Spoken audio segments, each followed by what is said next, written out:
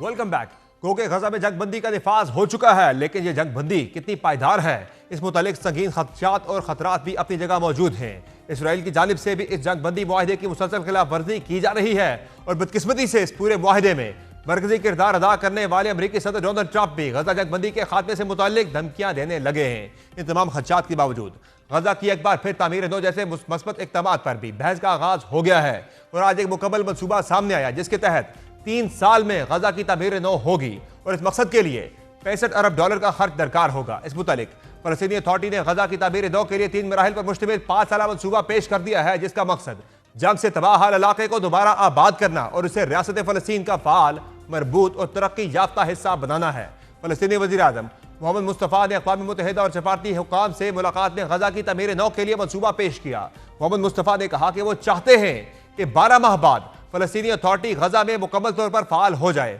محمد مصطفیٰ نے کہا کہ فلسطینی اتھارٹی نے غزہ کے لیے 5 سالہ منصوبہ تیار کیا ہے جو 3 مراحل پر مشتمل ہوگا، اور رہائش، تعلیم، حکمرانی اور دیگر 18 شعبوں کے لیے $65 ارب درکار ہوں گے. ان کے مطابق یہ منصوبہ اس بنیاد پر بنایا گیا ہے جو مارچ 2025 میں قاہرہ میں عرب ممالک کے ایک اجلاس میں طے پایا تھا، اور مصر اور اردن کے ساتھ شروع کیا گیا پولیس ٹریننگ پروگرام پہلے ہی جاری ہے. فلسطینی وزیراعظم کا یہ منصوبہ اس وقت آیا ہے جب چند روز قبل امریکی ثالثی سے طے پانے والی جنگ بندی غزہ میں نافذ ہوئی تھی. امریکی صدر ڈونلڈ ٹرمپ کی جانب سے پیش کردہ غزہ امن منصوبے میں فلسطینی ریاست کے قیام کو خارج از امکان قرار نہیں دیا گیا، اور یہ تجویز بھی شامل ہے کہ اصلاحات کے نفاذ کے بعد فلسطینی اتھارٹی کو ایک کردار دیا جائے گا. مگر اسرائیلی وزیر اعظم بنجامن نیتن یاہو نے فلسطینی ریاست کے قیام کے خلاف عزم ظاہر کیا ہوا ہے، اور رام اللہ میں مقیم فلسطینی اتھارٹی کے غزہ کے بعد کے انتظام پر حکمرانی کے امکان کو عملاً رد کر چکے ہیں. اس کے علاوہ آج امریکی صدر نے ایک اور اہم انکشاف کیا ہے جن کے مطابق اسرائیل کو تسلیم کرنے سے متعلق ابراہیم ایکارڈ کو لے کر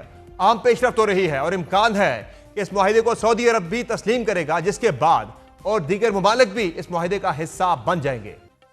دوسری جانب جنگ بندی کے باوجود اسرائیل کی جارحیت بھی جاری ہے، اور عالمی دنیا محض خاموش تماشائی بنی ہوئی ہے.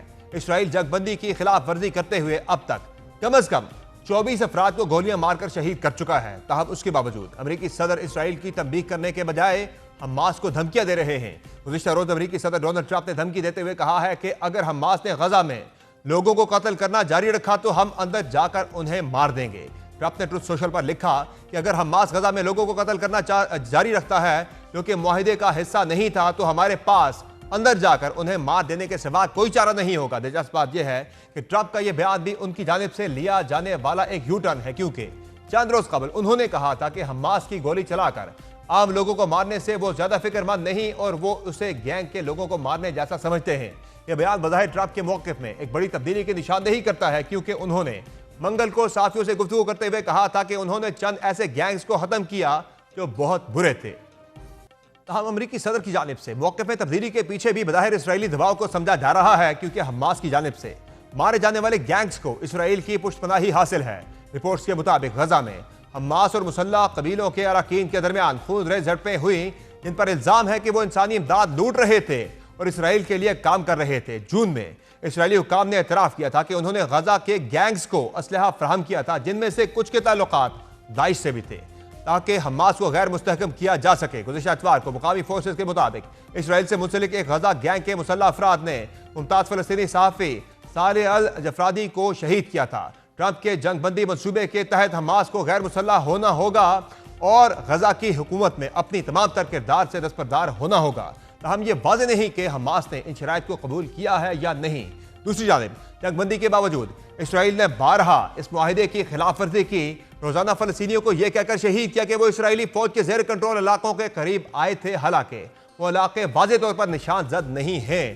غزہ جنگ بندی کے آغاز سے اسرائیلی فائرنگ سے شہداء کی تعداد 23 ہو گئی ہے، جبکہ غزہ میں ملبے سے لاشیں ملنے کا سلسلہ بھی جاری ہے، اور مزید 29 فلسطینیوں کی لاشیں اسپتالوں میں منتقل کی گئی ہیں. اس کے علاوہ حماس کی جانب سے تمام لاشیں واپس نہ کیے جانے کا الزام لگاتے ہوئے اسرائیل نے یہ دھمکی بھی دی ہے کہ وہ ایک بار پھر غزہ کے لیے انسانی امداد کو محدود کرے گا.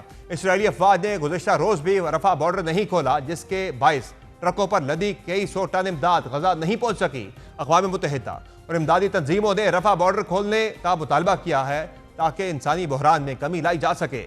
غزہ جنگ بندی کو پہلے ہی سنگین خطرات لاحق ہیں. وہاں لاشوں کے تبادلے پر شروع ہونے والے تنازع نے صورتحال کو مزید گمبھیر کر دیا ہے اور ایک بار پھر غزہ کے عوام پر جنگ کے بادل منڈلانے لگے ہیں، کیونکہ حماس نے اسرائیلی یرغمالیوں کی لاشیں واپس کرنے سے متعلق وقت مانگ لیا ہے۔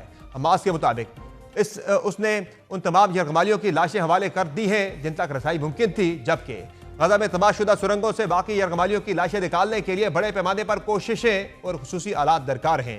غیر ملکی خبر رساں کے ایجنسی کے مطابق غزہ امن معاہدے کے تحت حماس اب تک 10 اسرائیلی یرغمالیوں کی لاشیں ریڈ کراس کے سپرد کر چکی ہے، جبکہ اسرائیلی وزیر اعظم کا کہنا ہے کہ حماس کو تمام یرغمالیوں کی باقیات واپس کرنا ہوگی۔ ایک ذریعے نے CNN کو بتایا کہ اسرائیل کا کہنا ہے کہ حماس کے پاس کم از کم مزید 6 لاشوں تک رسائی موجود ہے، جبکہ اسرائیل کی بربریت کی ایک اور عکاسی ان فلسطینی شہریوں کی لاشوں کی صورت میں بھی دکھائی دے رہی ہے جن پر وحشیانہ تشدد کر کے ان کو شہید کیا گیا۔ CNN نے غزہ کی وزارت صحت کے حوالے سے رپورٹ کیا ہے کہ 30 مزید فلسطینیوں کی لاشیں غزہ پہنچ گئی ہیں، جن میں سے بعض پر تشدد، مار پیٹ، ہاتھ باندھنے اور آنکھوں پر پٹی باندھنے کے آثار پائے گئے ہیں۔ منگل اور بدھ کو اسرائیل نے 2 گروپوں میں 90 فلسطینیوں کی لاشیں ناصر میڈیکل کمپلیکس منتقل کی تھی، جس کے بعد واپس کی جانے والی لاشوں کی مجموعی تعداد 120 ہو گئی ہے۔ واضح ہے کہ حماس اور اسرائیل کے درمیان طے پانے والی جنگ بندی معاہدے کے تحت اسرائیل نے 360 غزہ کے شہداء کی لاشیں واپس کرنے پر اتفاق کیا تھا۔ جہاں اسرائیل نے فلسطینی شہریوں کو تشدد کر کے شہید کیا، وہاں ایک فلسطینی رہنما گزشتہ 22 برس سے اسرائیلی قید میں ہے، جس کو اسرائیل نے رہا کرنے سے انکار بھی کر دیا ہے، جبکہ اس پر ایک بار پھر شدید تشدد کا انکشاف بھی ہوا ہے۔ رپورٹس کے مطابق فلسطینی تنظیم فتح کے رہنما مروان برغوثی پر اسرائیلی جیل اہلکاروں کے تشدد کا انکشاف ہوا ہے۔ غیر ملکی میڈیا کے مطابق اسرائیلی حکام نے فلسطینی مروان برغوثی کی رہائی روکنے کے بعد انہیں جیل میں تشدد کا نشانہ بنایا، جس سے ان کی 4 پسلیاں ٹوٹ گئیں۔ فلسطینی سیاسی جماعت فتح موومنٹ کے رہنما اور مقبول سیاسی لیڈر مروان البرغوثی سال 2003 سے اسرائیل کی قید میں ہیں۔ 22 سال سے جیل میں قید ہونے کے باوجود ان کا شمار اب بھی فلسطین کے مغربی کنارے اور غزہ کے مقبول ترین لیڈروں میں کیا جاتا ہے۔ ایک طرف اسرائیل غزہ جنگ بندی کو داؤ پر لگانے پر تلا ہے، تو اس نے خطے کے دیگر ممالک کے ساتھ بھی اپنے تنازعات کو مزید بھڑکانا شروع کر دیا ہے۔ لبنان اور یمن کے خلاف اسرائیل کی جارحیت جاری ہے۔ یمن کے حوثی گروپ کا کہنا ہے کہ ان کے چیف آف سٹاف محمد عبد الکریم الغماری اسرائیلی حملے میں شہید ہو گئے ہیں۔ دوسری جانب حوثیوں نے کہا ہے کہ اسرائیل کے ساتھ تنازع ختم نہیں ہوا، اسرائیل کو اس کے جرائم کی سخت سزا ملے گی، جبکہ لبنان میں ہونے والی اسرائیلی حملے میں 1 شہری شہید اور 7 زخمی ہوئے ہیں۔ عرب میڈیا کے مطابق لبنان کے صدر جوزف اون نے اسرائیلی حملوں کی مذمت کرتے ہوئے کہا کہ اسرائیلی ہمارے شہریوں کو شہید کر کے جنگ بندی معاہدے کی خلاف ورزی کر رہے ہیں۔